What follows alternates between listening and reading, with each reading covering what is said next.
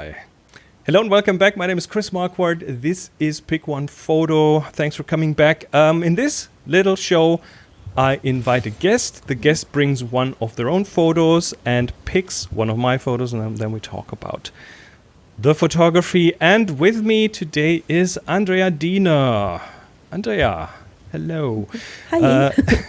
Andrea is a photographer, could we say professional traveler, Travel writer, yeah. journalist, and a friend of many years. So, yeah. Did I miss anything? What else could you say about yourself? Well, I usually work mostly as an editor, Okay. editing other people's texts, so that's the major thing I do.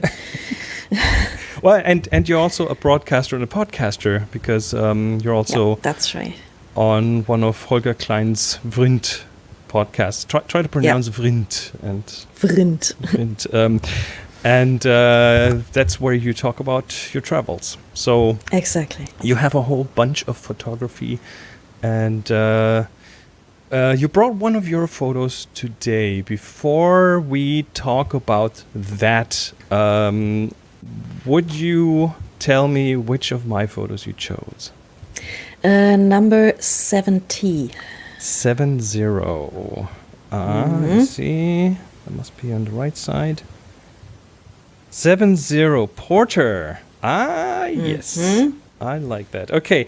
Not going into detail about that just now, but good to know. Now I have a few minutes to get my story straight, and until then we will talk about yours. So this is a photo that you brought, and it, well, what does it show? It shows a train station scene with an interesting greenish light. It's probably either early in the morning or late at night. And I think it was afternoon. Okay. So okay. So let's see. If I do have a guess where this is, but you will probably enlighten me. Where did you take that photo? It was somewhere on the Trans-Siberian Railway, because I thought I would pick some photo from Siberia, either of mine or of yours, because we've both been to Siberia. This me in January, you in February, I guess. Yes. And so I thought we should talk about that because we both have a lot to talk about it. That would have been my guess. Siberia. Yes. Somewhere inside. So you did train journey on the Trans-Siberian? Yeah, because I had to get to that remote little place on the north side of the Lake Baikal, because we flew into Irkutsk, the major city there. And then we took the train, and the train is not running along the lake. You have to go way west and then way east again to reach the top. And then it's two train lines actually, and I don't know on which one it was. Either it was the Trans-Siberian or it was the Baikal-Amur train line. So I don't know which, but somewhere on that journey, and it takes 2 nights to get there. Oh, okay. Yeah, so Siberia is big, and It's huge. and I have only been to the southern part of Lake Baikal several times. I always go back because, well, you and I, we both know it's very special there. Yep. And you spent time at the north, so getting there, there's no straight line to get there, unfortunately. No. Unless you drive detour over the ice in winter, that might be a way to get there too. Yeah, but it takes a while because it's how long is it? I think 800 kilometers or something like that. Yes. So Sizable. it's quite a drive. Yeah. It is the biggest freshwater lake in the world. So and it's deep. It's a mile deep at its deepest spot. And I'm getting all. I want to go back. So let's go back using a photo. Okay, I do have some more questions. You said it was in the afternoon, so Yeah, late afternoon. Yeah. Okay, so it's It gets. It was in January, so it gets dark quite early, around 4, something like that. Yeah. So what was your when we take a picture, there's always this internal trigger, something that makes us go, "Oh, I want to take this photo." What triggered your click finger? I was taking pictures the whole time, but because it is so cold, you have to hide your camera in your coat, and you really have to intentionally take it out to take a picture, because otherwise the battery freezes. So in Siberia, every picture you have to think about.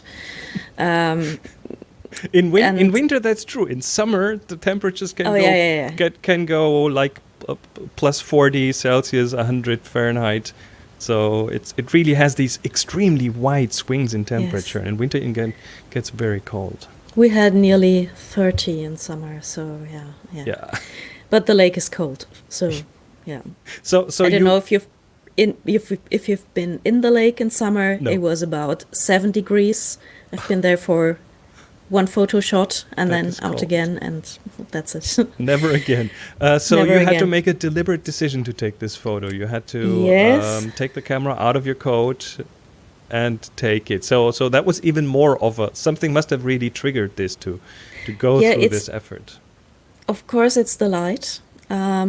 I didn't really know if the greenish is a bit of a surprise, actually, because it was just the lamp, and I noticed afterwards that they turn out in that special greenish shade, so that wasn't intentional. But I saw the snow, I saw the train, I saw my travel companion Nadine actually standing there smoking, and there was this very nice pink orange hue in the back, so that was something that triggered me most, the colors in this case. And I love how the green turned out. I mean, that's serendipity, but still, it is this. It I think really makes the shot. The green makes the shot for me, because you have this warm colors and then the green and the blue. So you have like it's RGB almost, like red, green, and blue in the photo. So it covers the entire spectrum in some way, and the bluish shade is a complementary contrast to the warm blue and the color orange from the orange. And the orange is not only the sky, right? There's a light back there as well that is orange. Yeah, or is that the sun? I don't know. It's different kind of light bulbs, I guess, because the greenish one is more neon and the other one is more this sodium lights. Yeah, sodium. Yeah. So. Yeah, it's one of those pictures. Having been there, I can totally. I know how crisp the air is. I know how much steam you see when you breathe, and the stream coming out of the train compartments. It's always like this something is burning inside the train. Yes, it's really it's really nice. Yeah. Amazing. So do you title your photos? Does this one have a title? No, usually not. No. Okay. I just leave it with L something. That's the name. so the number. What that the camera gave it. So what was behind the camera? If you turned around, what was there? Probably the same. There's a long train. There is some kind of small train station. And the train is stopping usually only for a few minutes, but there are longer stops because the locomotive has to be changed when you reach the border of the train district, because every train district in Russia has their pool of train locomotives, and it has to stay there, so they have to make a change every few hundred kilometers, and that's the longer stops. So this is a break in the train journey. Yes. Okay. Yes, this is one of the longer stops. They are between 20 and 40 minutes usually, and that is long enough to go to the train station, buy something. They have a bit of food there. They have little shops there. You can buy stuff, and Siberia, you probably get some pine nut snacks and things. Not so really? much, but you get kinds of how do you call these filled dough, like with minced meat and filled dough things, yeah. filled dough things with minced meat and little stuff. Pockets You know. of stuff, yeah. Very cool. I will remember the name as soon as this is over. I'm sure. Yeah. Of course. Yeah. All right. I like it how it conveys the feeling, the cold, how it conveys the time of day. At least a part of the time of day could be in the morning, but afternoon works as well. And it has this a little bit of this desolate nature of things that you sometimes can get in these train stations all over the world. Pierogi is the name. Pierogi, there we go. Yes, true. Yes. So the person we clarified that, we have the lights clarified, and by the way, the green stuff, it's really interesting because I used to do a lot of like night photography of cityscapes and things, and over the last 10-15 years things have really changed, because you used to have, at least in German cities, you used to have entire parts of the city that were orange with the sodium lights, and then some parts were green with the those, I think they're magnesium based lights. And so you had this interesting patchwork of different colors, and now when many cities are switching over to LEDs, everything turns normalish, almost daylight style, and that night feeling is gone from some of the German cities. But I guess in Russia that still probably, especially in Siberia, that might take a bit longer for this to be replaced. Well, in our small village, we had about 3 lampposts in that street. So they're very strong. They're really huge, strong. Like with like the ones you have on construction sites. Yeah. So it's either really bright or it's pitch dark. And when you walk through the city or through the small lanes, you're either in total light or it's you don't see a thing. So it's a bit patchy there, light-wise. But it's also it's also pretty much at the end of the world, so no one's there. Maybe a few bears, but they are asleep in winter. So yes, wolves. You have wolves. Oh, wolves! Did you see it? We were pointed out where they were and in which direction we shouldn't go because wolfy. Okay. And so that's we avoided them actually. Good. Yeah, idea. we had enough dogs in the village. And, all right. Yeah. So thank you so much for sharing this. Let's go on to this one. I thought we'd do some TikTok or something. No. Somewhat TikTok? No. No. No. Oh, you mean tech talk? Yes. Do you want? Yeah, sure. Why not? Let's do this. What camera is it?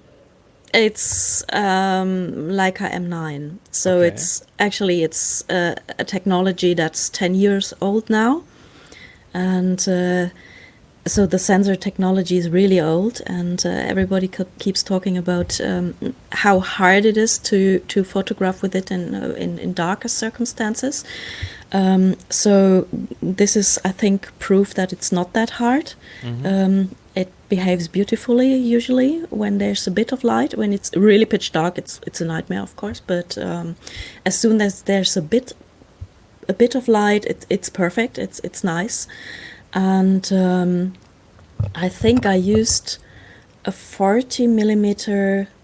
It's a C Summicron. It was used for the C-Lux, the cheap Leica line that they did together with Minolta, and they developed a special lens for it. It's also very cheap, and So I'm doing Leica the cheap way, actually. So, Well, but it's still a Leica. You have yeah. I remember a couple of years ago you had this incident where someone stole your Leica, and Yes. then you had to shoot with a plastic Canon camera for a while, and I remember you not really liking that. I hated it. I hated it. And so the first thing I did was I bought an M9 again, a used one this time. And As you do, just go to yes. the shop and buy another M9. I mean, No, I bought it on eBay. you So, probably picked up a mortgage for that. more or less. So- I so- sold some prints, Okay, and that good. was good. So Yeah. you are deep in the Leica universe. And Yeah, what is I it about think Leica so. cameras that makes you come back? I think mostly it's when something goes wrong, you are the one responsible. It's not the automatic program or whatever. It's not the camera. It's not the zoom or some button that you had pushed or not pushed.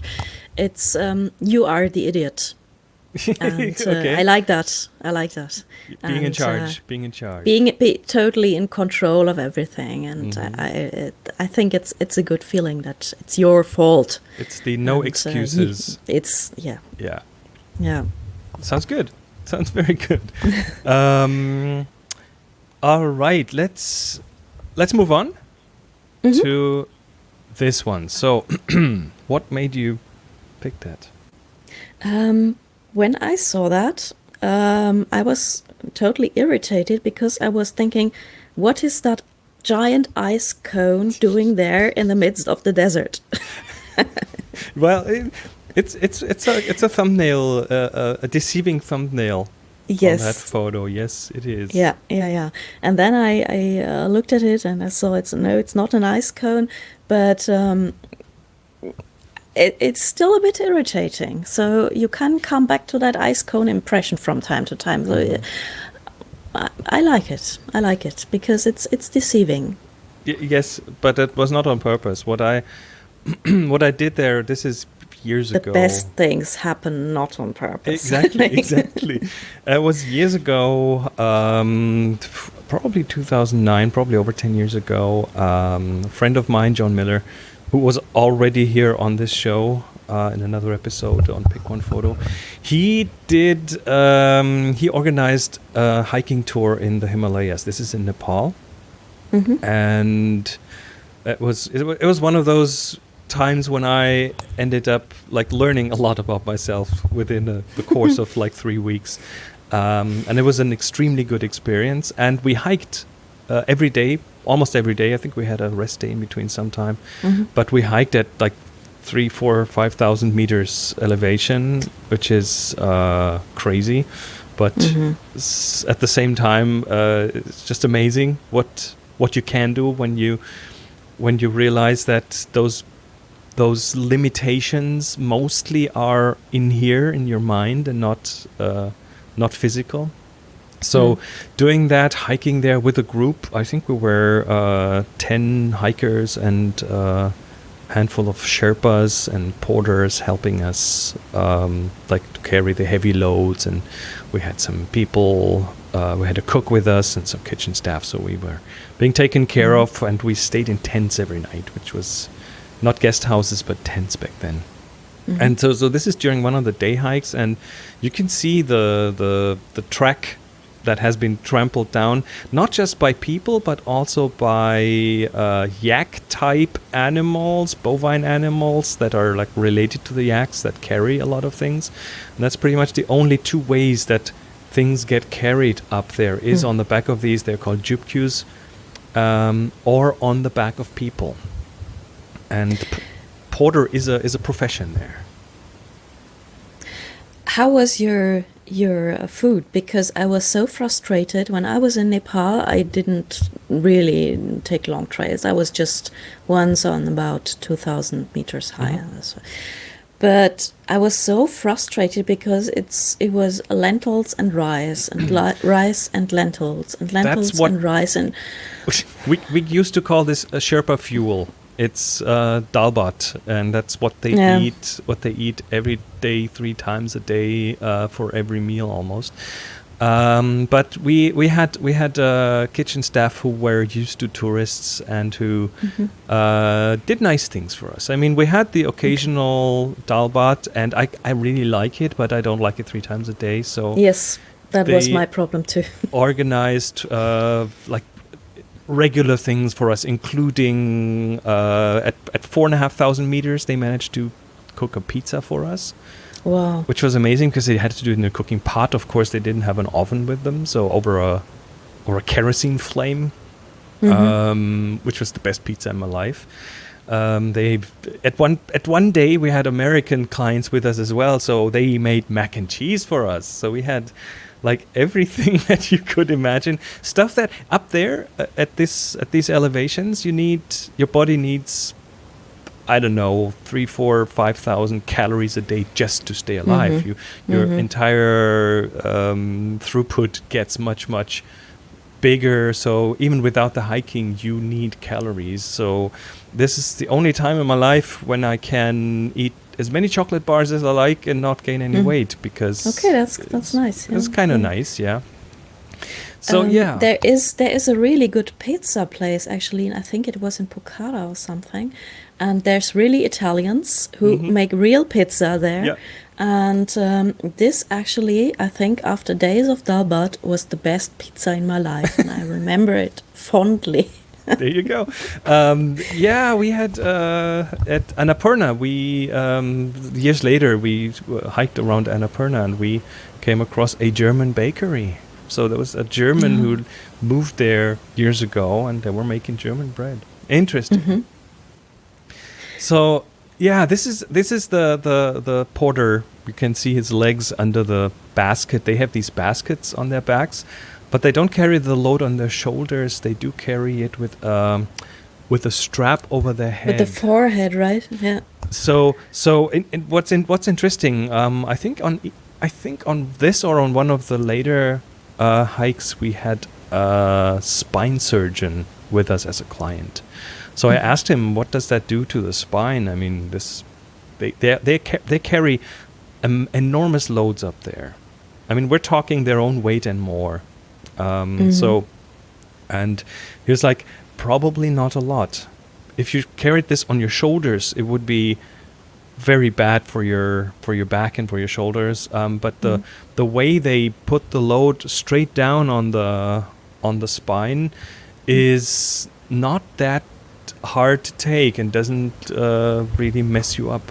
So interesting. They've learned that technique like from the beginning. So this was one of the porters, not our porter, just one porter, and they put in these baskets whatever they need to carry. So it could be in this case, I think it's sacks of rice or something, but it could also be a generator, a 4-stroke engine, because in some of these places up there you don't have electricity, so you have to make it.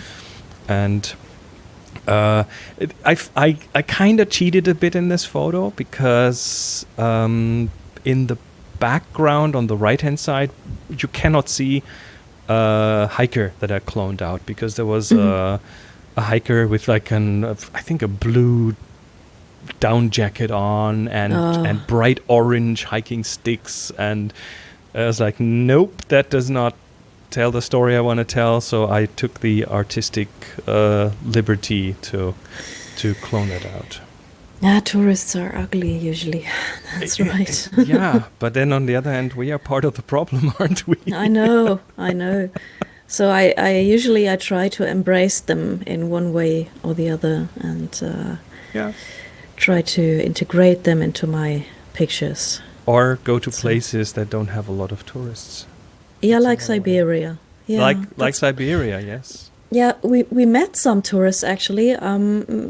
Some boys from Switzerland who were on the way up further north, and they stopped. We were walking on the lake on the ice, and the car stopped next to us, and they said, our guide saw that you were German, so they stopped and we could talk. How did they know that we are German? Yeah, I But, kind of yeah. go to these places to not run into Germans all the time. Yeah, but it was nice. I mean, I haven't seen any German-speaking person for 2 weeks at that time, so it wasn't too bad. And they were nice, and they talked about how they took the train to that really, really cold city in the north somewhere where I will have to go as well. But it's with a film camera, probably. Yeah, digital. Well, but then I mean, I've had my cameras out at minus 28 degrees Celsius, and the digital camera kept working, but I had to keep it inside my down jacket and you have protect to. it. Yes. Yeah. But And if I you're had to going have to, spare I think, batteries. if you have to go to Krasnoyarsk or something, that's minus 40. So you have to take, I don't know, a Leica MP or something. Minus 40 That's- Celsius, which is pretty much almost exactly minus 40 Fahrenheit. So, yeah.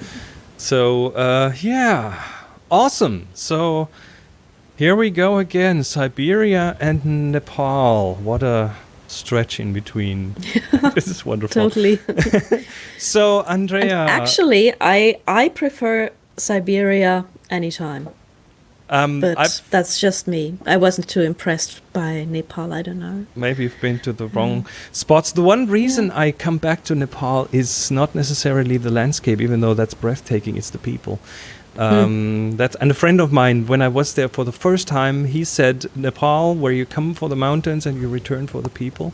And this is stuck in my mind, and we've made good friends there, and we are in contact, and we try to make it possible to see each other. When I travel somewhere, I might actually take a stopover in Kathmandu to see my friends. So it really has turned into this completely different ball game for me. So I love going back. I do love going back. I love having the odd dalbat, but only a few times in a week. All right. Andrea, thank you so much for coming on the show.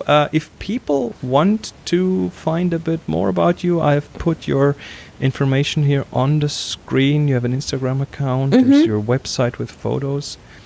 And the Insta is quite, I refresh it a lot. So that is the one it's quite where active. The stuff goes. Okay. So, I think that concludes this show, this episode. Thank you so much for coming, and thank you for make having sure me. to come back. Thanks, and I will. bye-bye. Bye-bye.